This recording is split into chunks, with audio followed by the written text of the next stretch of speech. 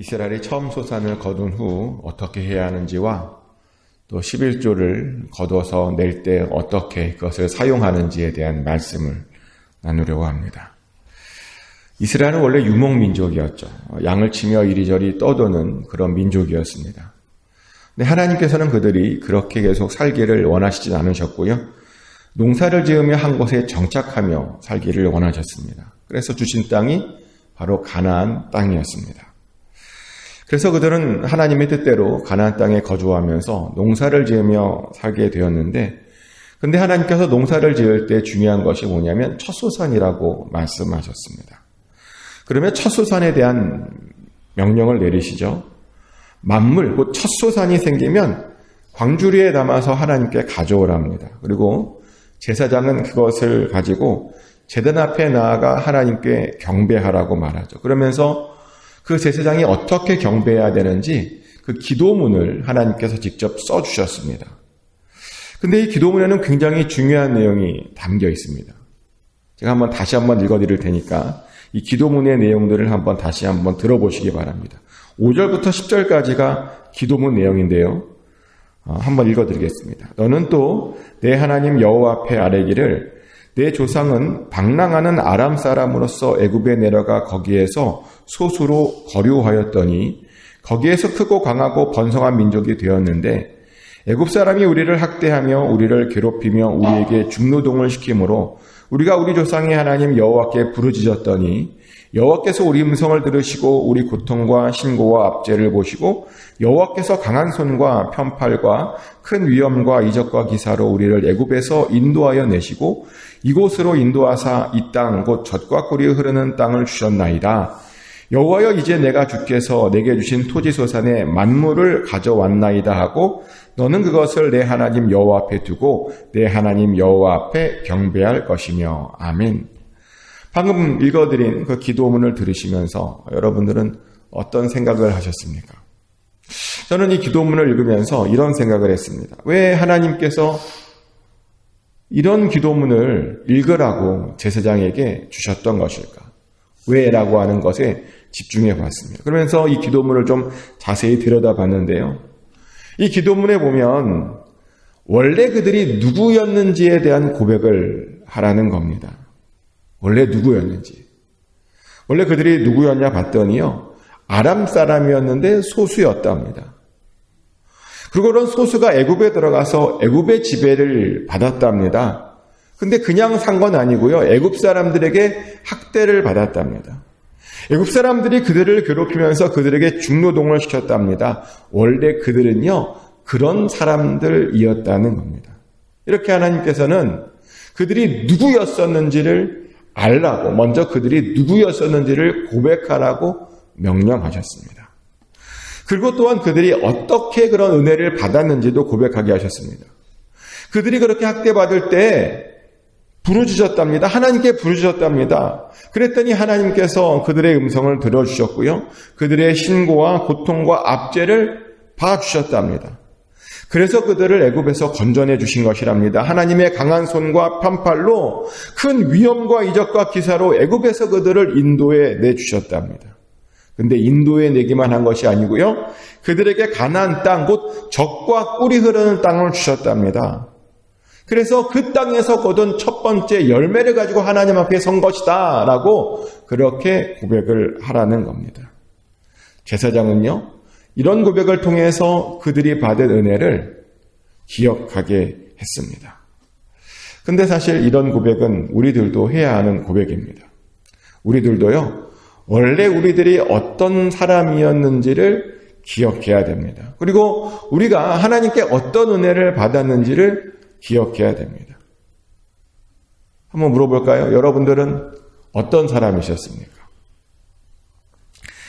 지금 우리는 현재 가장 부유하고 가장 강한 나라에 살고 있는데요. 근데 그 이전에, 그 과거에 여러분은 어떤 사람이셨냐는 겁니다. 제가 우리 교회 분들에게 가끔 하는 농담 중에 이런 농담이 있어요. 3대가 덕을 쌓아야 미국에 살 수 있다던데 여러분들은 어떤 덕을 쌓아서 이렇게 미국에 살고 있는 거냐고. 어떻게 여러분들의 조상님들은 여러분들이 이런 복을 받기까지 좀 덕을 쌓으신 것 같으십니까? 아니에요? 저도 아니었던 것 같아요. 제 조상도 보면 그렇게 대단한 분들은 아니셨고요. 저희 집안도 그렇게 대단한 집안도 아니고, 사실 교회를 다닌 것도 제가 처음입니다. 저희 집안에. 제가 첫 세대입니다. 근데 하나님의 은혜로 구원받고 목사가 되었고요. 그리고 이렇게 좋은 미국에서 살고 있습니다. 아마 미국에 목사가 되지 않았다면 미국에 못 살았을 겁니다.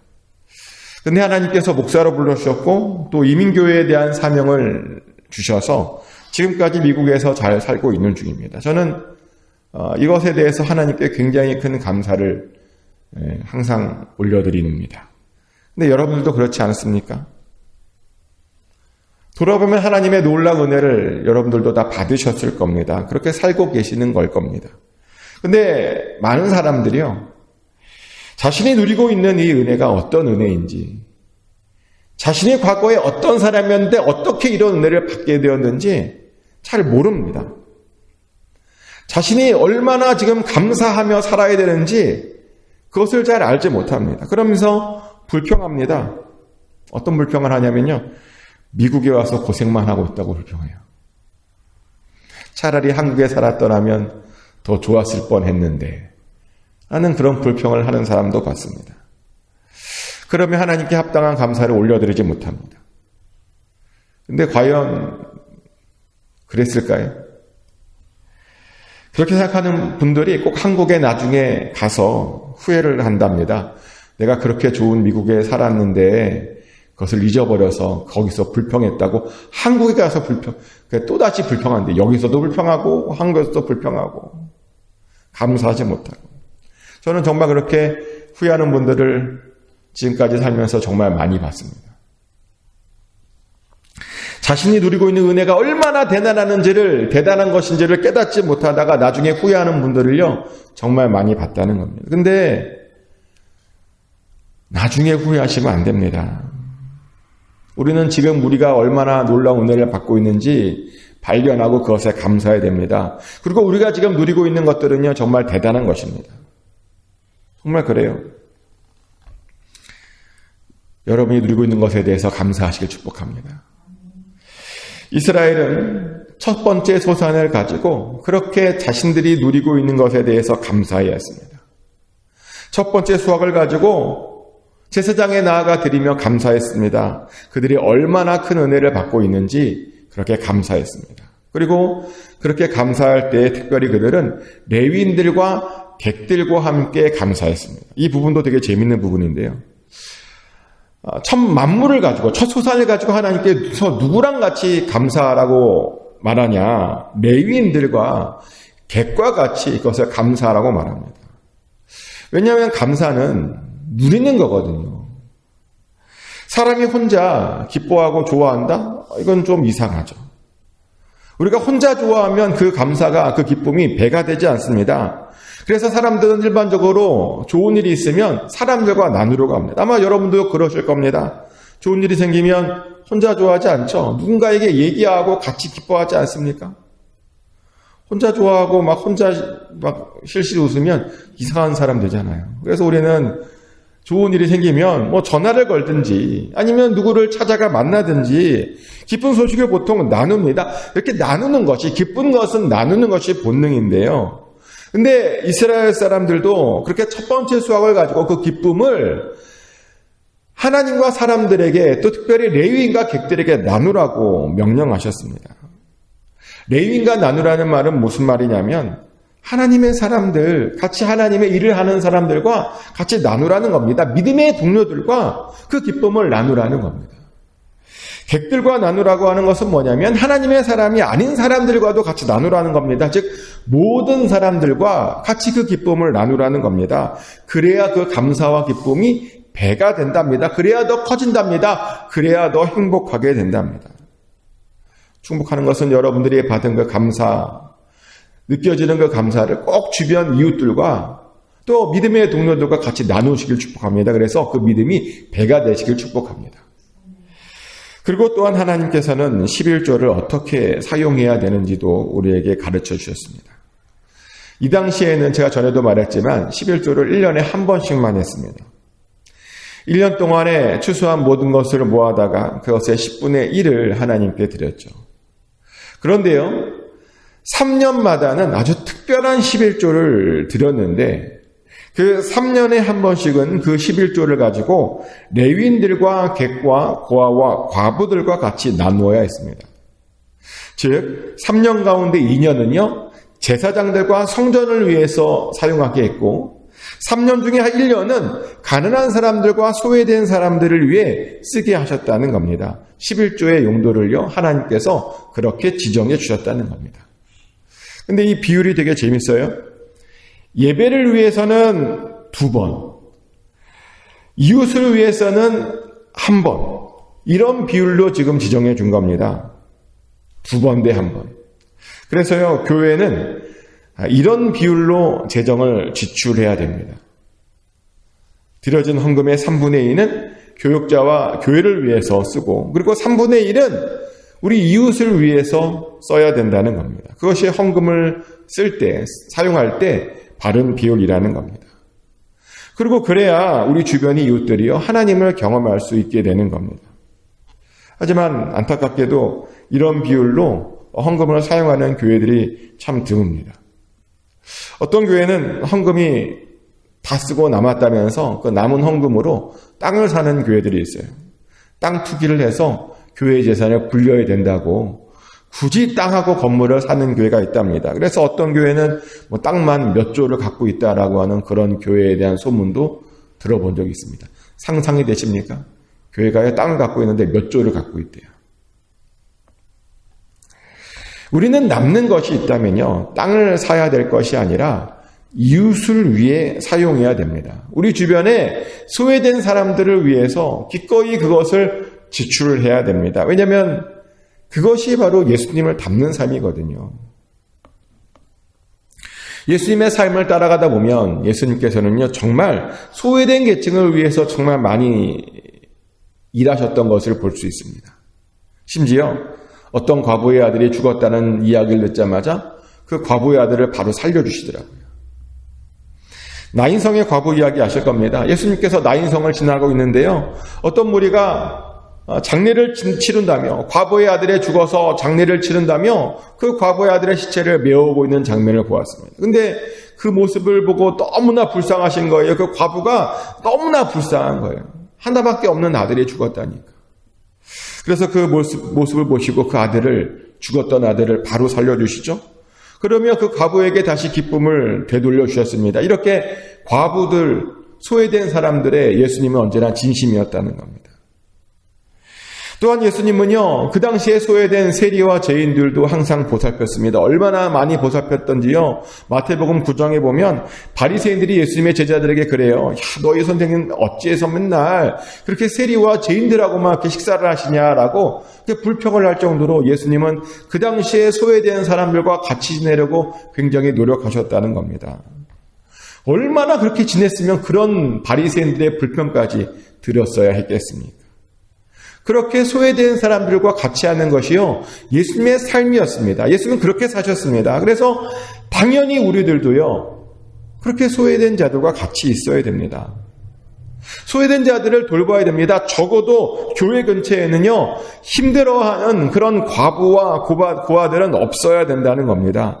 교회 근처에서만큼은 돈이 없어서 굶어 죽어가는 사람들이 없어야 된다는 겁니다. 근데 어떤 교회를 보면 교회 옆에서 사람이 죽어가는데 별로 그렇게 신경 쓰지 않는 그런 교회도 있더라고요. 가끔 한국 뉴스에 뭐 누가 생활고로 뭐 극단적인 선택을 했다, 그런 이야기들이 올라오는 걸 봐요, 신문으로. 근데 보면 뭐 어느 교회 교인이었다더라, 이런 얘기도 가끔 올라오고요. 어느 교회에서 가까웠다더라, 이런 얘기도 가끔 봅니다. 어느 교회의 교인이었는데 그 교회가 그 사람을 돌보지 못해서 생활고로 자살했대요. 이게 말이 되는 이야기입니까? 있어서는 안 되는 일이죠. 근데 정말 어떤 교회는 돌보지 못합니다. 돌보는 것을 넘어서 핍박을 합니다. 홈리스가 오면 홈리스를 쫓기에 바쁩니다. 혹시라도 홈리스가 교회에 와서 뭐 어떻게 할까봐 홈리스를 내쫓는 것에만 집중을 합니다. 그가 무엇이 필요한지, 그가 어떻게 홈리스가 되었는지 알아볼 생각도 하지 않고, 교회가 어떻게 하면 그에게 도움이 될까라고 하는 고민도 하지 않고 쫓아내는 것만 급급해서요, 쫓아내기에 바쁘다는 겁니다. 근데 예수님을 닮은 삶을 살아야 되는 크리스찬들은요, 절대로 그래서는 안 됩니다. 소외되고 가난한 자들과 함께 해야 됩니다. 그것이 바로 진정한 기독교 정신이고, 그것이 바로 진정한 경건입니다. 경건이 뭐냐면요, 야고보서 1장 27절에 이렇게 되어 있습니다.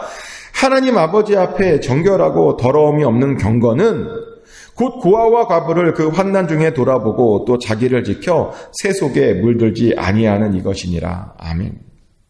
경건이란 무엇이냐? 자기를 지켜 새 속에 물들지 않도록 지키는 것만이 경건이 아니고요. 경건이란 하나님의 가장 큰 관심인 고아와 과부들, 그런 사람들을 그 환난 중에서 돌보는 것이 진정한 경건이라고 하나님께서는 우리에게 분명하게 말씀해 주셨습니다. 그래서 우리들은 가난한 자들을 돌보며 경건한 삶을 살아야 됩니다. 그렇게 예수 그리스도의 삶을 살아야 됩니다. 부지런히 우리 주변을 돌아봐서요, 우리의 사랑과 관심이 필요한 사람은 없는지 돌아봐야 됩니다. 적어도 교회의 3분의 1의 재정은 소외된 사람들을 위해서 사용할 수 있어야 된다는 겁니다. 축복하는 것은 여러분이 들여준 헌금들이 꼭 그 주변의 이웃들, 소외된 사람들을 위해서 쓰여지시기를 축복합니다. 그래서 적어도 우리 주변에는 가난한 사람, 그 가난으로 고생하는 사람들이 절대로 없기를 예수 그리스도 이름으로 축복합니다. 하나님 크신 사랑